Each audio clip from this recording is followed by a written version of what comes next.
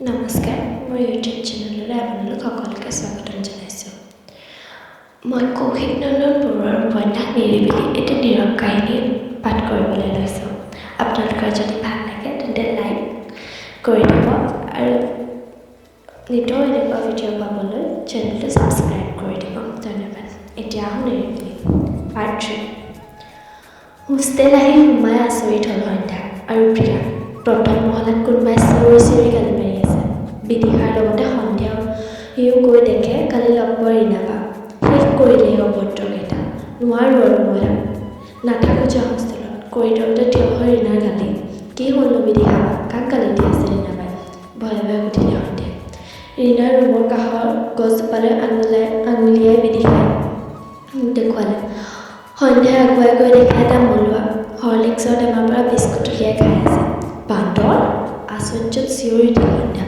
বান্দৰ নহয়, ইহঁত মস্ত চোৰো নহয়, ডকাইত এইকেইটা। গলিনে তই? ৰীণাই চোঁচা কৰা দেখি বান্দৰটো আঁতৰিলে। তোক চাগৈ সীতা বুলি ভাবিছে বুজিছ ৰীণা, সেইকাৰণে খবৰ কৰিব আহিছেগে। ৰুমৰ কাষতে তৃপ্তিয়ে চিঞৰিলে। সীতা নহয়, কোনোবা দিনা ৰাপন হৈ ইহঁতৰ নিমত জোৰ লগাই চোচাই থাক। ৰীণাৰ উত্তৰত হাঁহিয়ে যোৱা। বঢ়িয়া, নেক্সট কালচাৰেল ৰেলীত তই খাটাং ৰাৱণ। এইবাৰ নিপাবা আহিল। খং উঠি আছে, জোকাই নাথাক বুলি ৰুমটোৰ ভিতৰত পুৰপুৰাই সোমাই গ'ল ৰীণা। বিদিশা তৃপ্তিহঁতৰ গৈ বান্দৰৰে চেটেলি ভেটেলি কৰি যোৱা ৰীণাবাৰ ৰুমটো ঠিক কৰাত লাগিল। কোনোবা এজনীয়ে ঝাৰু এটা আনি সাৰিব ধৰিলে। গোটেই দৃশ্যবোৰ ৰুমৰ বাহিৰত বেৰখনত আজি চাই আছে সন্ধ্যাই। ৰীণাই এষাৰো নোকোৱাকৈ গোটেইকেইজনীয়ে ৰুমৰ কামত লাগিল। এই যে সহায়বোৰ, এই যে মৰমবোৰ, এই যে আপোন আপোন ভাৱবোৰ হয়তো হোষ্টেলতে হ'ব। সঁচাকৈ জীৱনৰ আদিপাত সেই হোষ্টেল। নজনাকৈ এটি মৰম লগা পৰিয়ালত সোমাই পৰিছে সন্ধ্যা। বোলো নবোৱাৰী বাহিৰতে ওলাই যায়, সোমাই আহা। ৰীণাৰ মাতত সন্ধ্যাই বুজিলে আগৰ ক্ৰমত আহি গ'ল ৰীণাবা। পাছত আহিব বুলি কৈ বিদিশাবাই লৈ আহিলে সন্ধ্যাক। ভাত খাই বিচনাত উঠিল দুয়োজনী। সন্ধ্যা ফোনৰ শব্দত সাৰ পালে সন্ধ্যাই। এফালৰ পৰা কৈ গ'ল মাকক দিনটোৰ কাহিনীবোৰ। মাকেও মন কৰিলে কালিতকৈ আজি মনটো ফৰকাল। সঁচাই এজনী ছোৱালীৰ বাবে মাকতকৈ প্ৰিয় বন্ধু আৰু কোন হ'ব পাৰে। প্ৰিয়াৰ লগত ওলাই গৈছিল সন্ধ্যা। এই যে ইউনিভাৰ্চিটিৰ সন্ধ্যা, উফ কি যে এক অন্য মাদকতা। চাৰিওফালে কোহাল।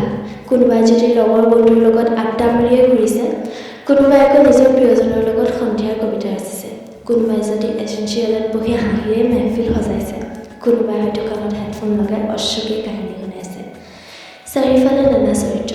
খোজকাঢ়ি আহি সন্ধ্যা কাঞ্চনজংঘাৰ হোষ্টেলৰ ওচৰত থকা পুল এটাত বহিলে। শাৰী শাৰীকৈ থকা বয়জ হোষ্টেলবোৰৰ সন্মুখত প্ৰকাণ্ড ফিল্ডখন। কোনোবাই ক্ৰিকেট, কোনোবাই ফুটবল, কোনোবাই হয়তো এনেই এপাকটোৰে। পুলটোৰ পৰা গোটেই ফিল্ডখন দেখি সন্মুখত এজোপা নাহৰ। সন্ধ্যা বহাৰ পাছতে এটি পাতলীয়া বতাহ আহিল। আহ কি যাদু আছে এই চৌহদটোত। সন্ধ্যা যাওঁ ব'ল, দেৰি হ'ব।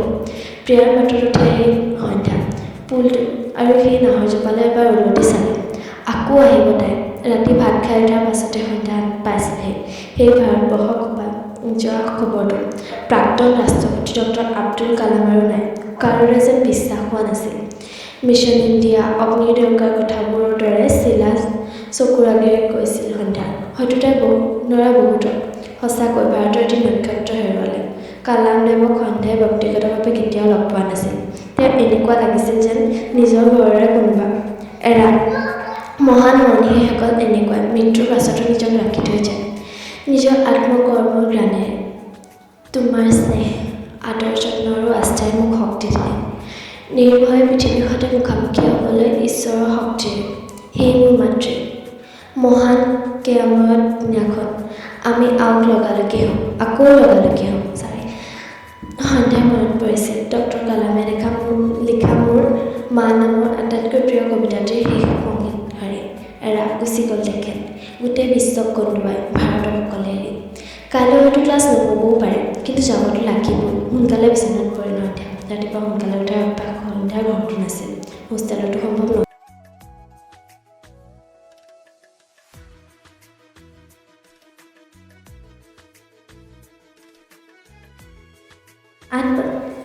আঠ বজাত সাৰ পালে তাই, ঠিক 9 বজাৰ। আজি শেষ। লৰালৰিকৈ উঠি গাটো ধুই ল'লে, ক্লাছলৈ ওলালে।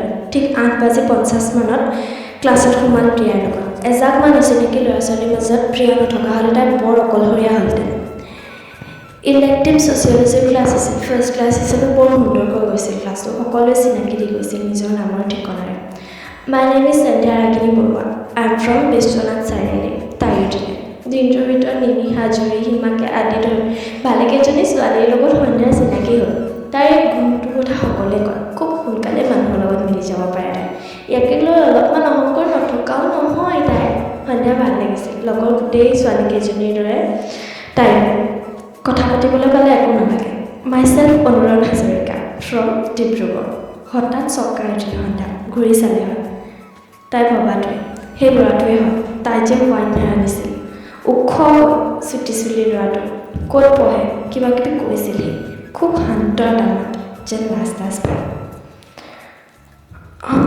সন্ধ্যাৰ চকু বাৰে বাৰে ল'ৰা বহা শাৰীটোৰ লাষ্ট বেঞ্চখনলৈ গৈ থকাত প্ৰিয়াই ধৰা পেলাইছিল ঐ কি হৈছে চকু বাৰে বাৰে সেইফালে যে ধৰা পৰাত ভয়ত চিঞৰি উঠিল সন্ধ্যা কি যে কোৱা তুমি এনেই ক্লাছত চাব নোৱাৰি নে কিবা দুষ্টালি হাঁহি এটা মাৰি প্ৰিয়া আঁতৰি গৈছিল তাৰ ক্লাছৰ পিছত সিহঁত দুয়োজনী উঠি অলপ ওলাই গৈছিল কোনো টিচাৰ অহা নাছিল বাবে ক্লাছটো অলপ বিশৃংখল হোৱাৰ দৰে হৈছিল তেনেকুৱাতে এজন ল'ৰাই সন্ধ্যাহঁতৰ বেঞ্চৰ আগত আহি ক'লে তোমালোকৰ ফোন নাম্বাৰকেইটা দিবা নি কথা নাই বতৰা নাই ফোন নাম্বাৰ তাকো অচিনাকি ল'ৰা কি নিলাজ ল'ৰা না আগতে দেখিছে না লগ পাইছে টিঙিচকৈ উঠি আহিছিল সন্ধ্যা খংটো বহুত চেষ্টা কৰি ৰখাব নোৱাৰি কৈ উঠিল কিহৰ ক'ত ফোন নাম্বাৰবিলাক আগলৈ